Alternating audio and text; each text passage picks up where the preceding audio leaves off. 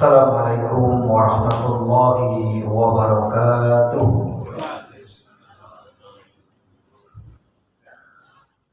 Alhamdulillah, alhamdulillahilladzi hadana li hadza wa ma kunna linahtadiya laula an hadana Allah. Allahumma shalli wa sallim wa barik ala abdika wa rasulika Muhammadin wa ala alihi wa ashabihi wa man tabi'ahum bi ihsanin ila yaumiddin, amma ba'd. Faqala Allah tabaraka wa ta'ala fi kitabihil karim, ya ayyuhalladzina amanu taqullaha haqqa tuqatih wa la tamutunna illa wa antum muslimun. Kaum muslimin jamaah salat maghrib yang orang muliakan dan yang dirahmati Allah Subhanahu wa ta'ala, alhamdulillah, bersyukur kita kepada Allah Subhanahu wa ta'ala atas limpahan nikmat, taufik dan hidayahnya yang senantiasa dilimpahkan kepada kita semua, sehingga alhamdulillah sampai saat ini kita masih memiliki kesenangan, kecintaan dan motivasi yang tinggi untuk melakukan ketaatan kepada Allah Subhanahu wa ta'ala, beribadah kepadanya, menjalankan perintahnya dan berusaha untuk menjauhi larangannya. Jemaah sekalian yang dimuliakan Allah Subhanahu wa ta'ala, sebagaimana kita ketahui bersama bahwa Allah Subhanahu wa ta'ala adalah Tuhan atau Zat yang Maha Rahman dan Rahim, Maha Pengasih dan Maha Penyayang. Sungguh banyak sekali kasih sayang Allah yang dilimpahkan kepada kita semua. Di antaranya ketika kita berbuat kebaikan, satu kebaikan bisa dibalas 10 kali lipat, bisa 700 kali lipat, bahkan bisa yudha'af mud'afan katsira, bahkan bisa berlipat ganda, bahkan sampai tertinggi adalah bi ghairi hisab, ya, tidak ada ukurannya, tidak ada hitungannya. Kasih sayang Allah juga bisa berupa Allah berikan kita kesempatan untuk berbuat baik. Makanya Allah menangguhkan. Jadi Allah tidak menyegerakan ketika seseorang berbuat salah. Itu juga menjadi bagian terpenting kasih sayang Allah. Jadi ada orang berbuat salah, atau katakan orang kafir atau orang musyrik, ketika dia berbuat maksiat, ketika dia berbuat kesalahan, Allah tidak segerakan untuk memberi adab kepada mereka, atau mungkin Allah tidak juga menyegerakan untuk mencabut nyawa mereka, kecuali memang apabila memang sudah datang ketentuannya. Salah satu kasih sayang Allah yang diberikan kepada kita juga Allah memberikan kita sarana untuk pembersihan diri. Salah satunya adalah al-maghfirah atau ampunan. Kita tidak bisa membayangkan andai kata Allah tidak menyediakan ampunan, maka dapat dipastikan manusia ini semuanya pasti masuk neraka. Karena manusia itu tidak ada yang tidak berbuat dosa, tidak ada manusia yang tidak berbuat salah. Nah, salah satu kasih sayang Allah yang diberikan kepada kita tentu khususnya kita sebagai orang yang beriman adalah Allah memberikan kita ampunan. Tentu dalam tanda kutip bagi orang yang mau minta ampun. Jamaah sekalian yang dimuliakan Allah SWT, sebagai bukti bahwa Allah SWT tidaklah menyegerakan dan menghukum manusia ketika berbuat salah. Sebagaimana Allah berfirman di dalam Quran surah Fatir ayat 45, Allah berfirman, walau yu'akhidullah, dan kalau sekiranya Allah menghukum, walau yu'akhidullahu nasa, seandainya kalau sekiranya Allah menghukum manusia bima kasabu, disebabkan apa yang telah mereka perbuat. Artinya di sini perbuatan dosa, perbuatan maksiat. Ma taraka ala dhuhriha, maka niscaya Allah tidak akan meninggalkan di atas permukaan bumi itu min dabbatin, yaitu suatu makhluk yang melata pun. Walaki yuakhiruhum, akan tetapi Allah menangguhkan hukuman mereka ila ajalin musamma, sampai waktu yang ditentukan. Fa idza jaa ajaluhum, dan apabila datang ajal mereka, fa innallaha kana bi ibadihi basira, dan maka sesungguhnya Allah adalah zat yang maha melihat atau keadaan hamba-hambanya. Jadi jelas sudah, andai kata Allah mengadab orang yang berbuat maksiat, ya mungkin setan itu dihukum semua sudah. Ketika diperintahkan oleh Allah untuk memberikan penghormatan kepada Adam, Aba wastakbara, lalu dia dengan congkak dan kesombongannya tidak mau. Tapi Allah tidak langsung mengadab, mematikan setan itu. Atau ketika Adam alaihi salam melanggar larangan Allah dengan memakan buah khuldi, lalu seketika itu andai kata Nabi Adam dihukum, ya tentu tidak ada kehidupan. Tidak ada kehidupan. Nah, jadi semua pasti habis. Maka tidak akan tersisa, hewan melatah pun tidak akan tersisa. Serangga-serangga yang ada di lubang tanah, andai kata Allah menghukum, mendatangkan ada hukuman bagi orang yang ketika berbuat maksiat, maka seketika itu pasti semuanya akan habis dan akan hancur. Selesailah kehidupan. Inilah salah satu kasih sayang Allah SWT yang diberikan secara umum tentu bagi umat manusia, dan secara khusus tentu kita bagi orang yang beriman. Untung ada orang yang ketika merokok tidak langsung dicabut nyawanya ketika merokok. Ada orang yang menjudi, tidak langsung Allah adab seketika itu, bayangkan. Tapi apa itu hikmahnya? Ya, tentu hikmahnya tentu tidak lain adalah Allah masih memberikan kesempatan bagi hambanya, tentu dalam hal ini supaya mereka mau kembali kepada Allah. Jamaah sekalian yang dimuliakan Allah SWT, meski demikian memang pernah ada orang-orang musyrik, tentu dalam hal ini adalah orang-orang kafir yang tidak beriman terhadap kebenaran agama kita, kebenaran Al-Quran, itu pernah menantang kepada Nabi kita Muhammad SAW.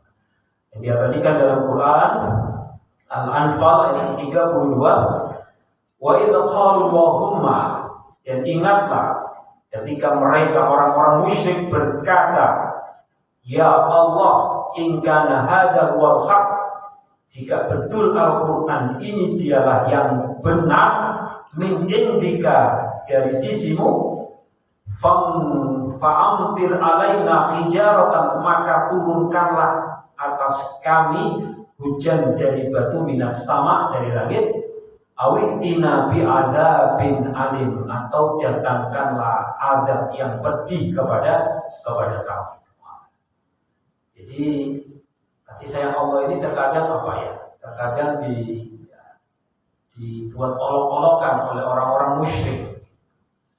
Padahal Allah andai kata seketika itu mendatangkan azab ya bagi mereka ya bisa.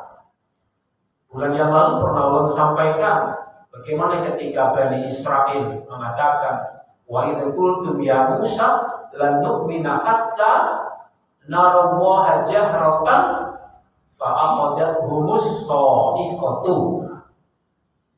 Jadi Allah juga ya, Allah yang lebih tahu ini enggak pantas ini harus diberi hukuman dan adab sekarang.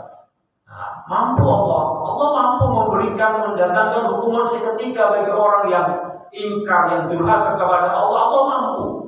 Bagaimana yang terjadi pada Bani Israel yang ingkar kepada Allah, lagi disambar oleh halilintar, seketika itu mati. Nah, ini orang-orang musyrik, orang-orang kafir menantang kepada Rasul SAW, andai kata memang Al-Quran itu benar, firman Allah, maka kata mereka apa? Fa'amtir alaina hijaratan, maka coba turunkan hujan, nantang, turunkan hujan batu, atau paling tidak awitina bi adzabin alim, atau datangkanlah azab yang pedih kepada kami. Tapi apakah itu? Tidak. Ketika jadi ada dua tameng, Pak. Ada dua tameng yang tidak mungkin terjadi hukuman atau adab. Satu apa? Satu adalah Nabi Muhammad. Ini salah satu kemukjizat Rasul SAW adalah ketika Rasul itu berada di lingkungan kita seumpama, maka di saat itu Allah tidak mungkin Pak menurunkan azab. Meskipun ada yang berbuat maksiat, ingkar kepada Allah dan sebagainya, maka ketika di situ ada Rasul, maka Allah tidak mungkin menurunkan azab. Termasuk orang yang menantang ini tadi. Ketika dia, ini kan sebuah pengingkaran yang luar biasa, menantang di hadapan Rasul, ya kan? Andai kata memang Al-Quran itu benar, itu sebuah pengingkaran, dan dosa yang amat besar adalah keingkaran kepada Allah. Tapi apakah Allah mendatangkan di saat itu? Tidak. Pertama, karena Allah tidak mungkin, wa ma kunna mu'adzibin wa anta fi, tidak mungkin Allah itu mengazab manusia yang dikala saat itu ada Rasul sallallahu alaihi wasallam. Tameng pertama hilang sudah. Beliau sudah wafat. Ada satu tameng masih. Apa itu? Wa ma kunna mu'adzibin wa antum mustaghfirun. Dan Allah itu tidak mungkin mengadab selama kita mau beristighfar kepada Allah. Nah, ini salah satu keistimewaan istighfar adalah Allah tidak akan mengadab selama orang itu betul-betul beristighfar kepada Allah Subhanahu wa ta'ala. Jamaah sekalian yang dimuliakan Allah Subhanahu wa ta'ala. Jadi memang ada orang-orang yang meminta kepada Allah supaya disegerakan untuk didatangkan azab. Misal dalam Quran surah Al-Ankabut, wa yasta'jilunaka bil azab, dan mereka meminta kepadamu agar segera diturunkan azab. Walaula ajalun musamma, kalau tidak karena waktu yang telah ditetapkan, laja'ahumul azab, maka benar-benar telah datang azab kepada mereka. Wala ya'tiyannahum baghtatan wa hum la yash'urun, dan azab itu benar-benar akan datang kepada mereka dengan tiba-tiba sedang mereka tidak menyadarinya. Makanya ada pepatah mengatakan, bila takdir itu mau datang, maka akal itu akan hilang. Ada orang itu menyopir, sudah berusaha untuk apa? Antisipasi, waspada dan sebagainya. Kalau sudah mau waktu itu ternyata takdir kecelakaan, sedikit kita lengah sudah. Akal kesadarannya itu hilang. Seperti itulah ya. Bila musibah itu sudah mau datang, maka akal pikiran kita itu tidak terpikirkan lagi. Nah itu wahum la liyash'urun, dan mereka tidak akan menyadarinya. Jamaah sekalian yang dimuliakan Allah SWT, lalu apa hubungannya dengan ketika Allah menangguhkan kita dengan tidak menyegerakan azab atau hukuman ketika kita atau ketika manusia tidak taat kepada Allah, ingkar kepada Allah, maksiat kepada Allah, tidak melaksanakan perintah Allah atau melanggar larangan Allah. Tentu salah satu hikmahnya adalah Allah mau memberikan kesempatan supaya dia mau minta ampun kepada Allah. Dan ini menunjukkan wa kana Allahu bil mu'minina rahimah. Ini menunjukkan bahwa Allah itu betul-betul sangat sayang kepada kita sebagai orang yang beriman. Sehingga sangat merugilah kita. Sehingga tentu amat bodohlah seseorang yang ketika diberi kesempatan oleh Allah supaya untuk beristighfar, tetapi tidak mau memanfaatkannya. Makanya dalam Quran surah Ali Imran ayat 133 Allah berfirman, wasari'u ila maghfiratin min rabbikum, dan bersegeralah kalian kepada ampunan dari Tuhanmu, wa jannatin arduhas samawati wal ard, dan surga yang luasnya seluas langit dan bumi, uiddat lil muttaqin, yang disediakan bagi orang yang bertakwa. Jadi ayat ini memerintahkan kita supaya kita ini berlomba-lomba, bersegera. Jadi dalam Al-Quran, dalam agama kita, kalau melakukan kebaikan itu diperintahkan untuk bersegera. Seperti itu. Bahkan untuk berbuat kebaikan itu harus diri sendiri. Utamakan diri sendiri. Contoh, kadang ada orang itu mau sholat sudah qomat begitu ya. Sudah tahu ada sholat kosong, dia tidak mau masuk. Nah, insya Allah kalau di jamaah kita tidak ada seperti itu. Kalau di jamaah lain itu ada seperti itu, Pak. Soft nyata-nyata soft depan kosong, dia nggak mau memasuki. Orang lain disuruh masuk dan sebagainya. Padahal dalam kaidahnya kalau untuk kebaikan itu harus anfusakum dulu, ya, memelihara diri dari api neraka. Itu harus berdahulu kita. Orang tua harus baik dulu, baru anak dididik, istri dididik. Orang tua kasih contoh dulu, baru. Nah, itu artinya kebaikan kita harus jadi pelopor, kita harus jadi teladan. Jangan orang dikasih kesempatan untuk depan sehingga tapi kita di belakang. Ini keliru itu. Atau dalam hal kebaikan, agama kita itu memang menyuruh untuk berfastabiqul khairat, berlomba-lomba, Pak. Baik itu melakukan ketaatan ataupun minta ampun, Allah perintahkan untuk berfastabiqul khairat, untuk berwasari'u, untuk bersegera, tidak boleh ditunda. Hikmahnya apa ya? Karena kita nggak tahu umur kita kapan mati, nggak tahu kita. Masalah istighfar ini juga jangan berpikir menganggap bahwa kita nggak banyak dosa, lalu kita nggak mau minta ampun. Salah. Nabi itu sehari minimal berapa? Ayyuhan nas, tubu ilallah fa inni atubu ilallah fil yaumi mi'ah. Rasul aja, Pak, yang sudah dipastikan dosanya diampuni, yang sudah dipastikan pasti beliau masuk surga, tapi beliau dalam sehari itu minimal berapa? 100 kali. Padahal beliau nggak punya dosa, beliau sudah ditanggung.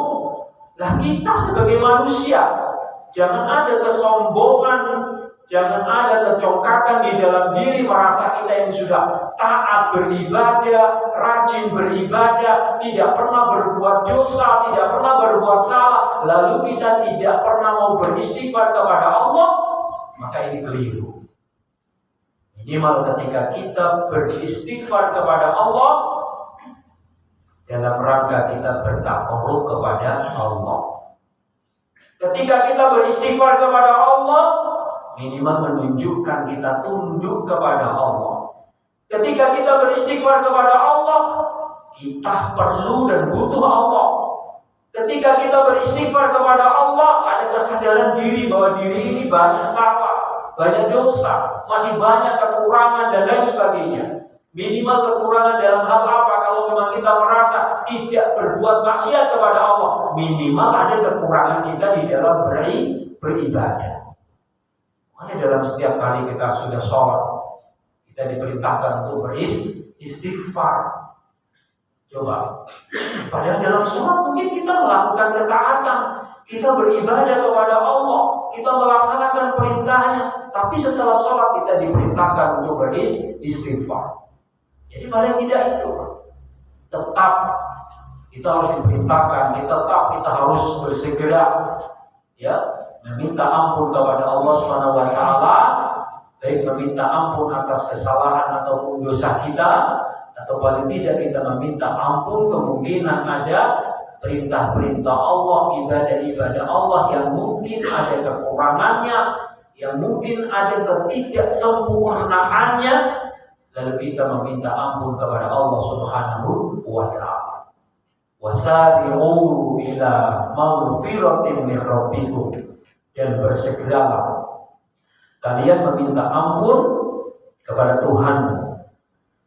Ayat lain Allah Subhanahu wa taala juga berfirman di ayat yang lain, surah Al-Hadid ayat 21 dengan menggunakan kata sabiqu ila maghfiratin min rabbikum. Sabiqu ila maghfiratin min rabbikum, berlomba-lomba. Jadi wasari'u bersegeralah. Lalu di Al-Hadid sabiqu berlomba-lombalah. Berlomba-lombalah. Ibarat kita ini apa? Itu perlombaan ya, berusaha menjadi orang yang nomor satu. Ila maghfiratin min rabbikum, kepada Tuhan, kepada ampunan dari Tuhanmu. Wa jannatin arduha, dan surganya yang luasnya ka'ardis samai wal ard, seluas langit dan bumi. Jamaah sekalian, ini juga membuat sebuah gambaran bahwa sesungguhnya ya Allah mengatakan wa jannatin arduhas samawati wal ard, dan surga yang luasnya seluas langit dan bumi. Rasulullah SAW pernah menulis surat. Jadi salah satu cara dakwah dulu Rasul itu menulis surat. Jadi beliau pernah menulis surat kepada Kaisar Romawi yang bernama Heraklius. Jadi beliau menulis yang tentu intinya adalah mengajak supaya masuk Islam. Lalu di dalam tulisannya itu beliau mengajak untuk apa? Ya, menuju ampunan Allah dan meminta surganya Allah yang luasnya seluas langit dan bumi. Lalu apa yang dilakukan oleh Heraklius? Beliau menulis surat ya balasan, menulis surat balasan, lalu disuruhlah anak buahnya untuk mengantarkan kepada Nabi. Karena dulu belum ada tukang pos dan sebagainya, belum kayak ada sekarang ini, cukup WA, email dan sebagainya. Lalu ada dua pengantarnya mengantarkan. Lalu Rasulullah SAW menyuruh membacakan salah satu sahabat beliau, apa isinya? Engkau mengajak saya untuk apa? Mendapatkan surganya Allah SWT yang luasnya seluas langit dan bumi. Kalau begitu, surga di mana? Nah, ini pertanyaan yang susah juga dijawab ini. Kalau surga itu sudah luasnya seluas langit dan bumi, lalu di manakah neraka? Lalu Rasulullah SAW menjawabnya dengan menulis. Salah satu tulisannya adalah, kata beliau, Subhanallah, Maha Suci Allah, di manakah malam bila datang siang? Jawaban beliau seperti malah bertanya, Rasulullah bertanya, di manakah malam bila datang siang? Kita menjawab ya Pak, di mana ini siang saat ini? Saat ini siang di mana Pak? Ini malam sudah datang. Di mana sekarang siangnya? Di belah daerah lain Pak. Ya kira-kira yang sekarang siang ini di mana ini? Nah, yang selisih jamnya dengan kita yang agak jauh. Nah, seperti itu. Artinya kehidupan itu kan ada malam. Saat ini kita malam, di belahan negara lain ada yang siang saat ini. Artinya apa? Kalau malam itu ada, bukan berarti siang itu tidak ada, Pak. Sama jawaban seperti ini. Kalau surga itu seluas langit dan bumi, bukan berarti neraka itu tidak ada, Pak. Cuma kita saja yang tidak mampu melihat dengan kasat mata kita, Pak. Tapi dengan ilmu pengetahuan kita tahu Pak, saat ini mungkin negara mana yang sedang siang? Amerika Pak. Tahu dari mana Pak? Ilmu pengetahuan Pian tahu Pak. Sama keyakinan kita, pengetahuan kita tentang agama itu yang meyakinkan kita bahwa meskipun Allah mengatakan bahwa surga itu luasnya Pak, seluas langit dan bumi. Lalu ada orang nggak percaya, ini kan pertanyaan yang meremehkan, yang merendahkan dan tidak percaya kalau sudah seluas langit dan bumi, lalu neraka di mana?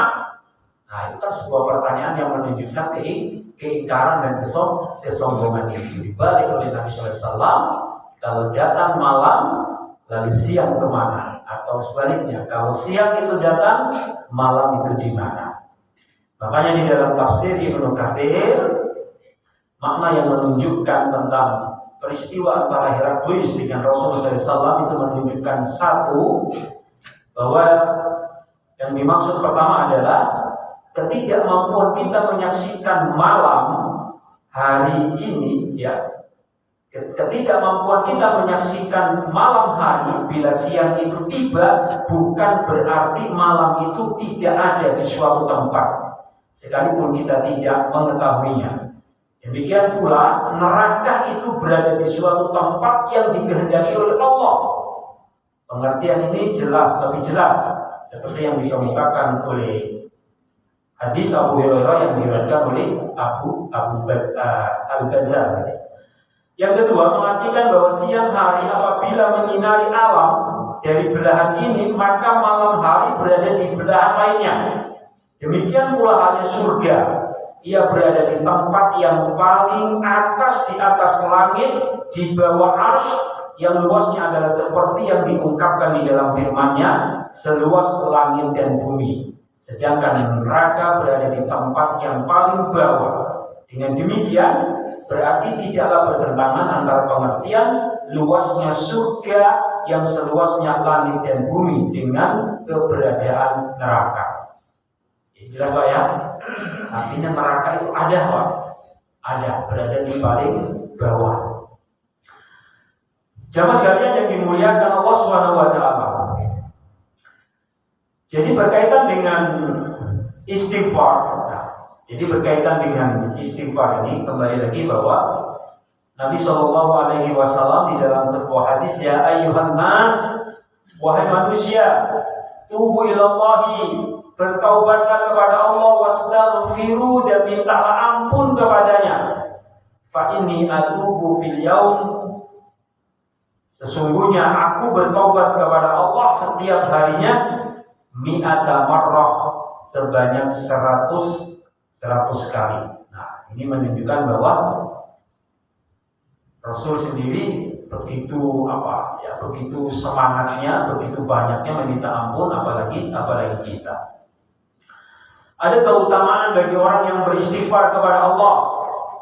Satu, orang yang beristighfar akan mendapatkan rahmatnya Allah. Allah SWT berfirman, qala ya qaumi lima tastajiluna bis-sayyi'ati qabla al-hasanah laula tastaghfirunallah la'allakum turhamun. Yang artinya dia berkata, hai kaumku, mengapa kamu minta disegerakan keburukan sebelum kamu minta kebaikan? Hendaklah kamu meminta ampun kepada Allah agar kamu mendapat rahmat. Quran surah An-Naml ayat 46. Nah, ini Pak.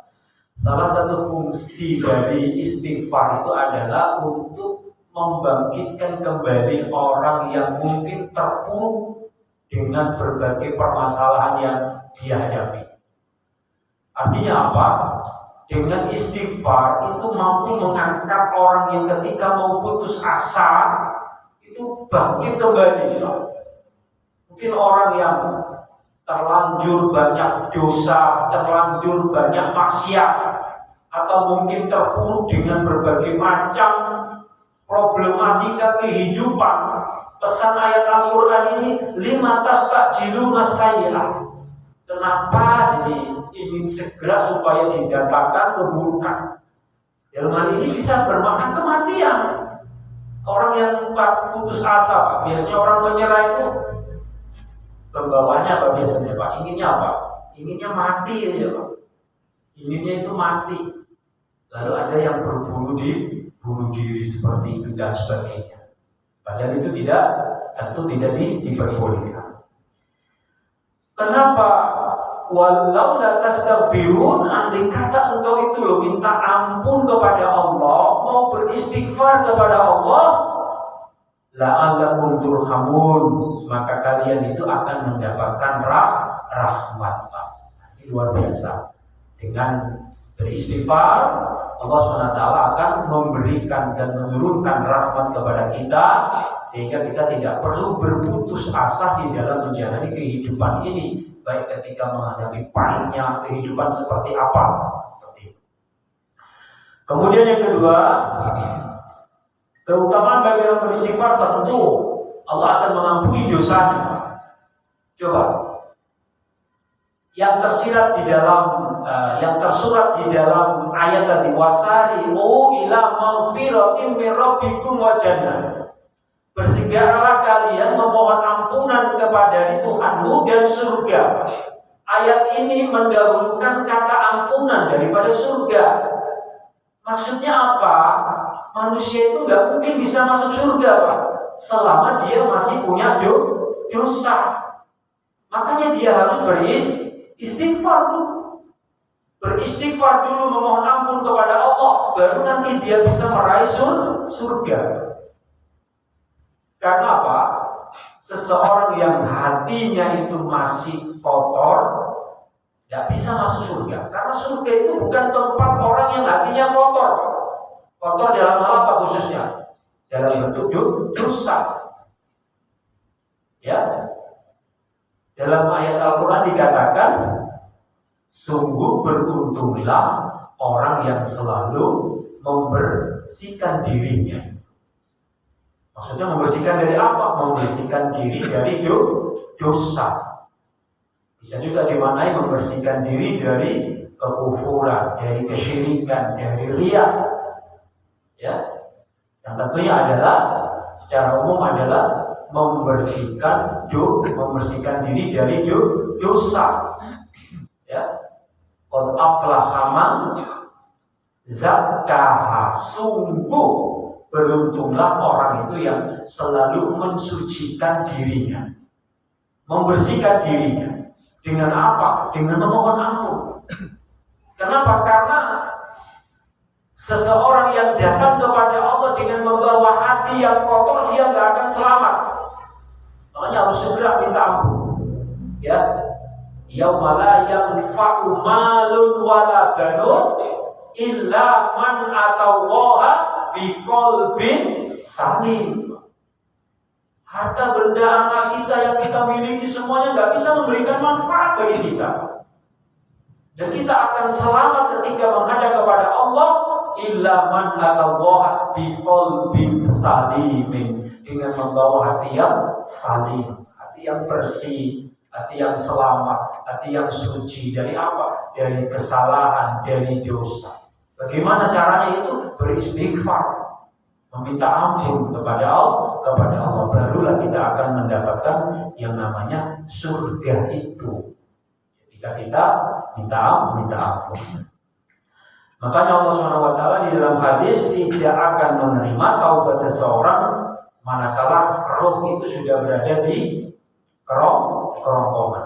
Nauzubillah, jangan sampai. Ini sebuah pesan, sebuah motivasi. Jangan menunggu meminta ampun, jangan menunggu bertaubat kepada Allah. Ya, bersegera, jangan sampai ketika roh sudah berada di kerongkongan baru kita bertaubat kepada Allah, maka taubat itu tidak akan bermanfaat. Kemudian yang ketiga, manfaat istighfar tentu adalah berpaling dari berbuat dosa. Ya, orang yang bertobat kepada Allah, orang yang beristighfar kepada Allah, insya Allah dia akan terdorong untuk berpaling dan menjauhi dosa. Seperti itu. Nah, memang ada istilah ulama. Memang beda Pak antara istighfar dengan tobat. Salah satu di antaranya adalah terjadi di istilah ulama, istighfar itu apakah harus diiringi dengan apa? Ya, seperti syarat-syaratnya tobat. Syarat tobat itu kan penyesalan, tidak mengulangi lagi. Kemudian apa? Menggantinya dengan amal kebajikan. Itu syaratnya tobat. Kalau orang itu mau bertobat kepada Allah, maka niscaya hatinya akan terpalingkan untuk berbuat dosa. Bagaimana kalau istighfar? Ya, memang istighfar itu memang tidak ada yang berpendapat tidak diperlukan itu. Contoh orang merokok. Ya, lagi-lagi contohnya merokok. Karena ya memang mayoritas ulama mengharamkan rokok kan begitu. Nah, bagaimana istighfarnya orang merokok itu Pak? Diterima atau tidak? Padahal dia setiap hari dia merokok, tapi setiap hari dia juga beristighfar. Merokok istighfar, setiap hari bahkan setiap waktu mungkin berapa kali ya, dan lain sebagainya. Bagaimana itu istighfarnya? Ada yang berpendapat bermanfaat, istighfarnya bermanfaat. Nah, tapi bagaimana kalau tobat? Nah, tobat ini secara ada khususnya, harus ada syarat-syarat yang harus dipenuhi sehingga taubat itu betul-betul diterima. Jadi beda Pak antara istighfar dengan taubat. Contohnya apa? Yang membuktikan bahwa istighfar dan taubat itu beda. Contohnya Rasul itu setiap 100 kali yang beliau baca itu adalah Allahumma ghfirli, ya Allahumma ghfirli wa tub alayya, ya innaka antat tawwabur rahim. Allahumma ghfirli wa tub alayya innaka antat tawwabur rahim. Itu Pak yang beliau baca terus. Ya. Setelah beliau sholat duha 100 kali beliau baca. Beliau baca itu, Allah ya Allah ampunilah aku dan terimalah taubatku. Sesungguhnya Engkau adalah Zat yang Maha Tawwabur Rahim, penerima taubat, dan Zat yang Maha Penyayang. Seperti itu. Kemudian yang keempat yaitu ya ketika kita bertobat, maka Allah Subhanahu wa taala akan memberikan kita kenikmatan yang banyak. Yang terakhir, ketika kita bertobat, maka Allah akan memberikan kita nikmat yang banyak. Makanya tadi jangan putus asa. Allah berfirman dalam Quran surah Hud ayat 3, wa anistaghfiru rabbakum, dan mintalah ampunan kepada Tuhanmu, summa tubu ilaihi, dan bertobatlah kepadanya, yumatti'ukum mata'an hasanan, niscaya Allah akan memberi kenikmatan yang baik terus menerus ila ajalin musamma, sampai waktu yang ditentukan. Wa yu'ti kulla dzi fadlin fadlah, dan Allah juga akan memberikan keutamaan atau balasan keutamaannya.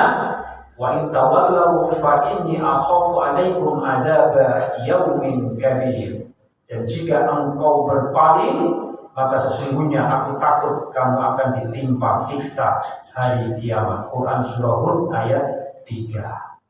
Jemaah sekalian yang dimuliakan Allah SWT, demikian apa yang dapat kami sampaikan. Insyaallah kita sambung di lain waktu tentang pentingnya istighfar bagi kita, yang itu merupakan hadiah bonus yang kasih sayang Allah kepada kita.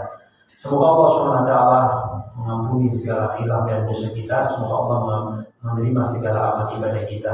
Wallahu a'lam bishawab. Subhanakallahumma wa bihamdika asyhadu an la ilaha illa anta astaghfiruka wa atubu ilaik. Assalamualaikum warahmatullahi wabarakatuh.